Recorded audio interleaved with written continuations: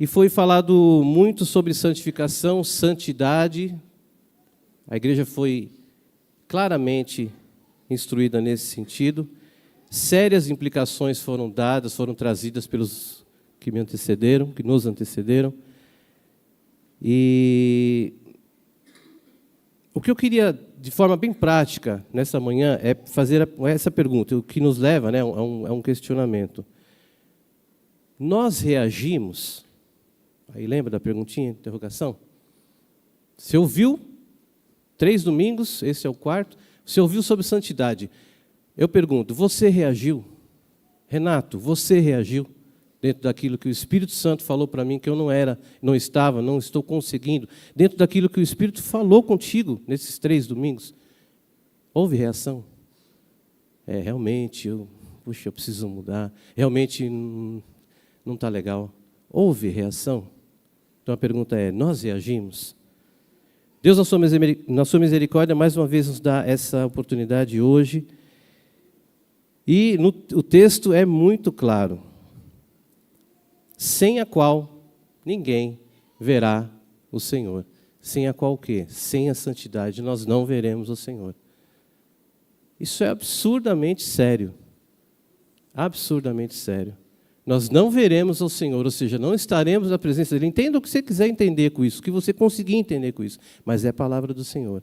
Ela é forte, ela é firme.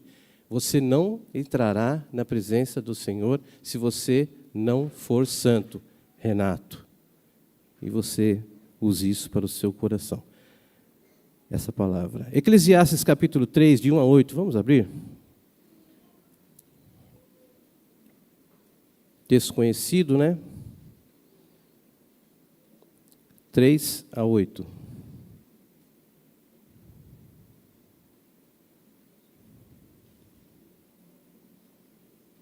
Tudo tem seu tempo determinado, e há tempo para todo propósito debaixo do céu. Há tempo de nascer, tempo de morrer, tempo de plantar, tempo de arrancar o que se plantou, tempo de matar, tempo de curar, tempo de derribar, tempo de edificar, tempo de chorar, tempo de rir, tempo de prantear e tempo de saltar de alegria, tempo de espalhar pedras, tempo de juntar pedras, tempo de abraçar e tempo de afastar-se de abraçar, tempo de buscar e tempo de perder, tempo de guardar e tempo de deitar fora, tempo de rasgar, tempo de coser, tempo de estar calado, tempo de falar, tempo de amar e tempo de aborrecer, tempo de guerra e tempo de paz.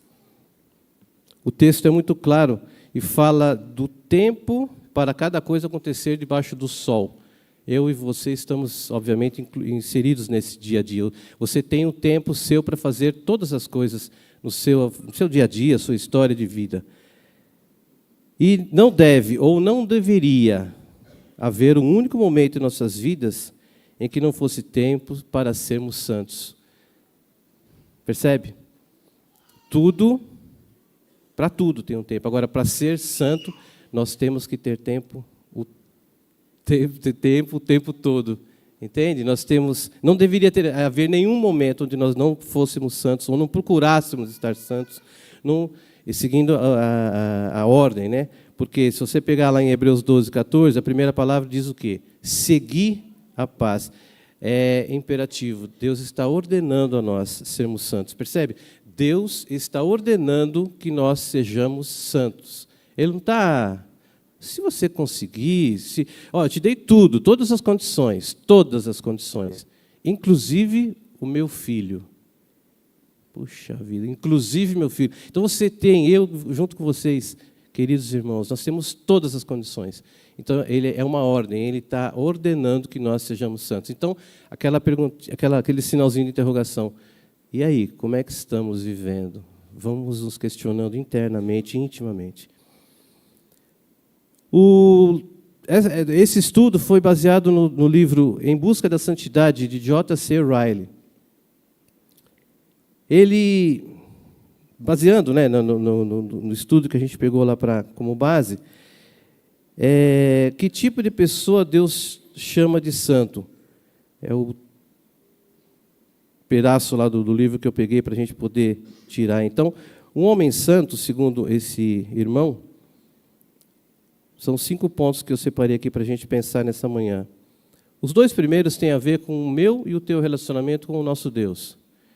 E, obviamente, se você e eu tivermos o relacionamento com o Senhor, tivermos a conversão no nosso coração, as outras coisas se sucederão automaticamente. Deve ser assim, precisa ser assim. E aí a pergunta de novo, e aí?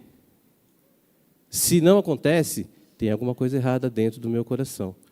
Eu realmente sou convertido? Sou transformado? As perguntas estão aí. O homem santo terá a mente de Deus à medida que toma conhecimento da sua mente. Como que eu tomo conhecimento da mente do Senhor? Igreja.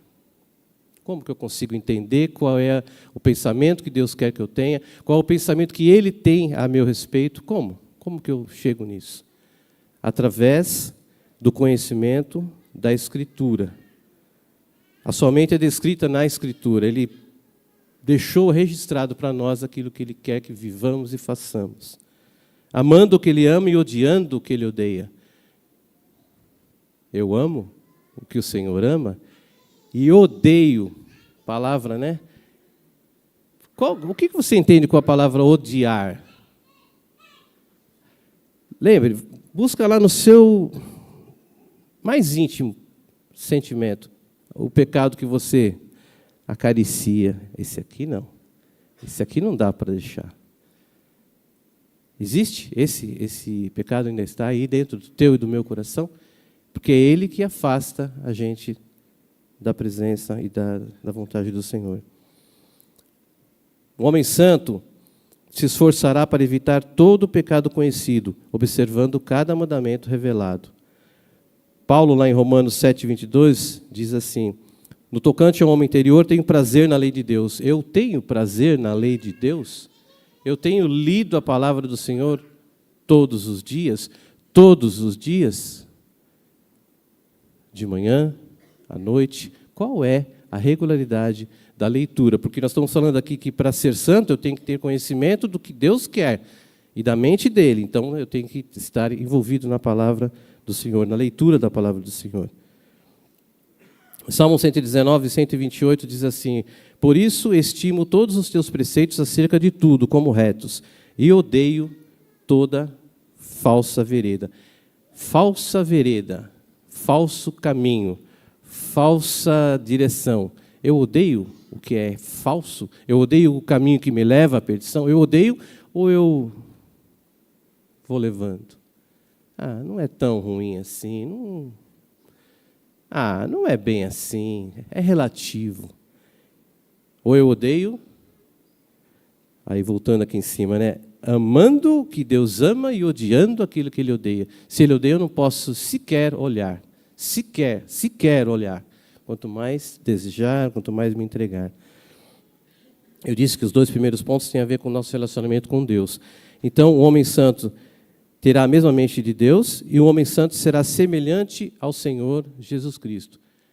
Faz a perguntinha: qual o tipo de semelhança que eu tenho tido, que você tem tido com o nosso Senhor Jesus Cristo?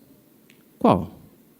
Olha para você mesmo, olha para mim, né? Eu olhando para mim mesmo. Então, é assim, quando você prepara um estudo, é muito interessante preparar um estudo, porque o Senhor realmente fala primeiramente a nós. A gente sabe disso, mas é muito, muito edificante viver isso. Preparar, é difícil até você centrar e chegar àquilo que realmente o Senhor quer, você vai caminhando. E chega uma hora que a coisa acontece. Então, ele falou comigo. Então, qual é a semelhança que eu, Renato, presbítero da igreja, tantos anos na igreja, qual a semelhança que eu tenho com o meu Cristo? Ou com o Cristo que eu digo que tenho, percebe? Então, cada um de vocês, pensando no tema santidade, vamos pensar, qual a semelhança? Aí tem um motivo, você pertence à igreja presbiteriana, correto? Presbiteriano, unido da Suzano, que crê na predestinação como base, como firmamento. Romanos 8:29 diz assim, Paulo: Porquanto aos que de antemão conheceu, também os predestinou para serem conformes, ou seja, na mesma forma, a imagem do seu Filho, a fim de que ele seja o primogênito entre muitos irmãos. Então, Ele te separou, Ele te trouxe aqui hoje, porque Ele te ama, Ele pagou o preço por você, para que nós sejamos, para que você e eu sejamos da mesma forma, iguais, semelhantes ao Senhor Jesus. E aí, os 3 próximos pontos, eles vão ser a sequência, ou a causa natural, o reflexo. Se você realmente é salvo, se você realmente é santo, se você realmente tem o seu coração convertido e não convencido. Ele seguirá a mansidão. Mansidão. A longanimidade, a gentileza. Quando eu ouvi a palavra gentileza, né, eu fiquei pensando, gentileza, como que eu aplico isso? Como que eu falo isso para a igreja? Como é que é ser gentil no dia a dia, que isso possa refletir o Senhor Jesus? Sentado no banco do trem e tem uma pessoa idosa na sua frente? A pessoa, idosa, lógico, né, por educação, né, então você vai, por favor, sente, uma gentileza. Agora, você está ali sentado e tem um jovem de 20 e poucos anos na sua frente, presta atenção. E você viu que você está voltando de São Paulo, vai no trem, vamos por um exemplo aí, bem para a gente entender. E o menino está lá com a mochila nas costas, cansado, porque ele teve um dia pesado, e você imagina, ele trabalhou, é um jovem, você não vai dar um lugar para ele só porque ele é jovem. Percebe? Não é só porque é idoso você vai. Então, eu tentei pegar uma coisa bem simples. Então, a gentileza está realmente nisso. Você está na fila, vai lá. Não, vai lá, não tem problema. Você sabe que você está com o teu horário apertado, mas, por favor, gentileza. Então, a gentileza pode ser expressa em vários lugares.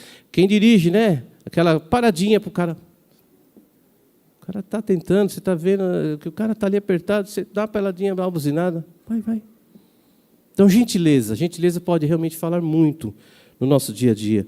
A paciência, né? Paciência, se aquele mesmo cara te fecha, você... Paciência. Brandura, controle sobre a própria língua. Controle sobre a própria língua. Não precisa falar nada, né?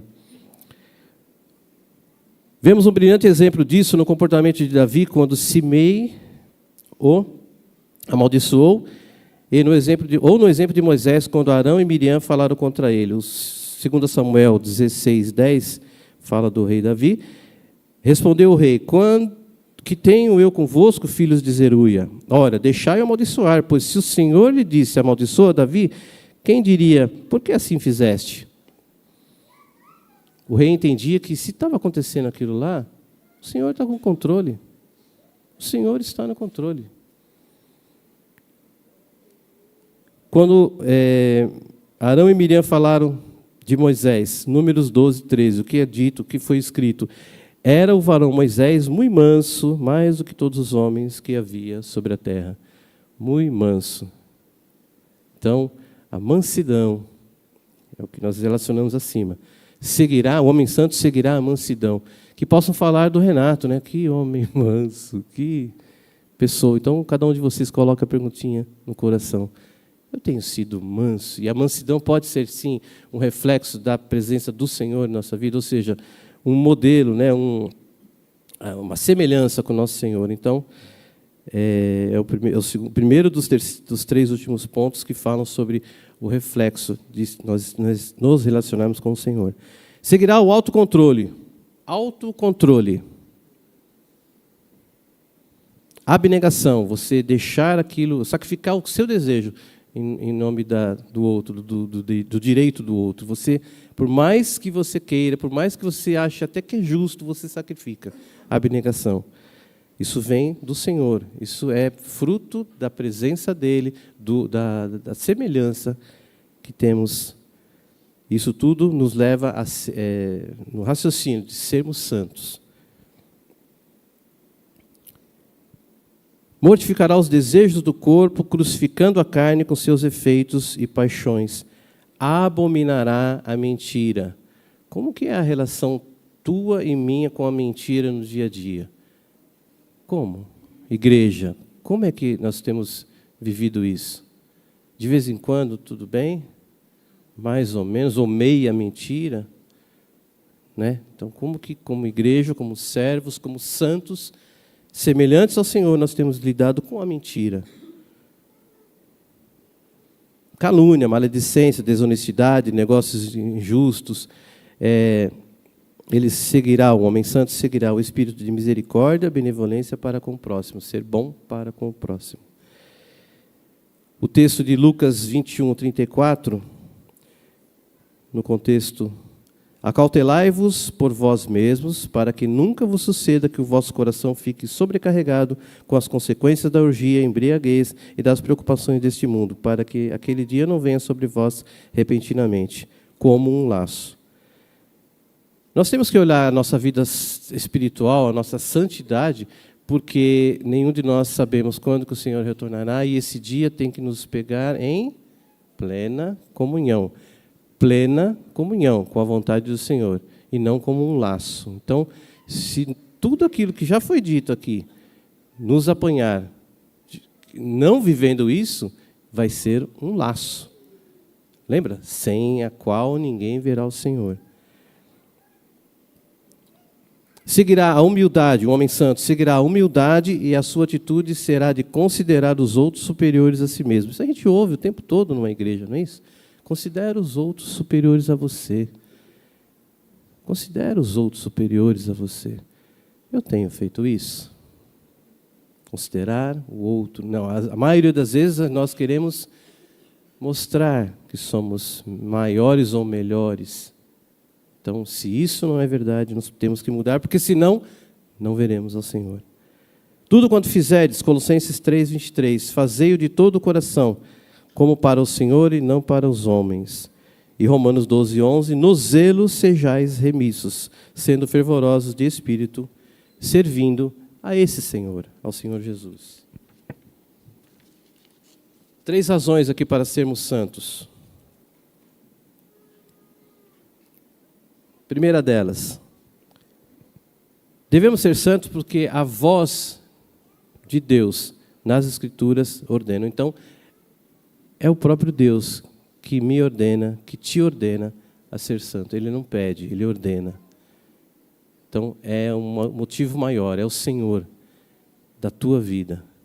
Então, mais uma vez, reflita, querido. Ele é o Senhor da tua vida, porque se não tem funcionado, tem alguma coisa errada. Tem alguma coisa errada. E nós precisamos verificar isso, cuidar disso e mudar. E, acima de tudo, mudar. Mateus 5:20. Se a vossa justiça não exceder em muito a dos escribas e fariseus, jamais entrareis no reino dos céus. A gente lê, né, esse texto é conhecido, a gente já leu várias vezes. Se a tua justiça, se a minha justiça, se aquilo que nós temos como correto não exceder ao que tinha sido como um padrão em muito. Eu acho linda a palavra do Senhor, os detalhes, né? Não é só exceder, tem que exceder muito. Como é que nós temos vivido, né? Nesse ponto também. Mateus 5:48. Sede vós perfeitos, como é perfeito o vosso Pai. Sede vós o quê, queridos? Perfeito. O que é uma coisa perfeita? Perfeito. Não é... Sede vós mais ou menos como... Não tem sentido, né? Não dá nem para completar. 1 Tessalonicenses 4:3. Pois essa é a vontade de Deus. O quê? A vossa santificação. É a palavra de Deus o tempo todo falando em santificação. Como que você vai saber disso? Lendo a palavra. E lendo a palavra, recebendo a palavra, temos que aplicá-la. Segundo ponto. Razões para sermos santos. Primeiro, porque é Deus que fala, que ordena, que dirige. É a voz dele que fala isso. Segundo, porque foi para isso. Atentem, queridos. Porque a palavra de Deus é a ordem de Deus. E segundo, porque foi para isso que Cristo veio ao mundo. Simples assim. Ele veio ao mundo para quê? Para salvar quem? Nós.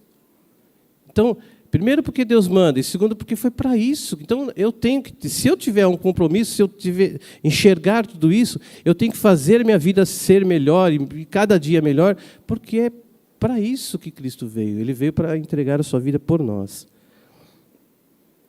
1 Coríntios 5:15, Ele morreu por todos, para que os que vivem não vivam mais para si mesmos, mas para aquele que por eles morreu e ressuscitou.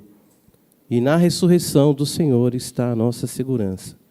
Louvado seja o nome dele, porque ele veio e por isso ele quer que sejamos santos, e ele ressuscitou e nós estaremos na glória com ele, por causa da sua ressurreição. E o terceiro ponto final, então, Deus mandou, porque Cristo veio ao mundo, por isso devemos ser santos.